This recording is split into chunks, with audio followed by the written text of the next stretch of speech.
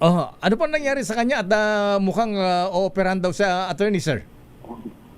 Actually, Sir Deo, February pa itong medical letter namin sa Blue Ribbon at kaya sa Senate President,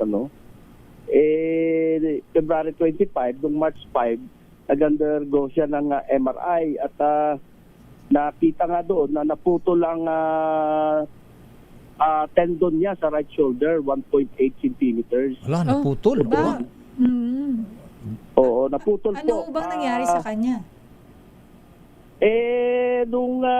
Dahil sa katagalan niya dyan sa Senate Detention Facility, Sister L, nagbubuhat-buhat siya, ginagawa niyang barbell, yung mga empty container ng bottled water, yung malalaki. Wala, oo. Akala ko bigas din ang binubuhat-buhat niya. Ayan, hindi ba bigas? Hindi naman po. So, kaya nagkaroon ng ganon? Oo, naputol po. Naputol yung tendon niya sa right shoulder. Kailangan hong maoperahan.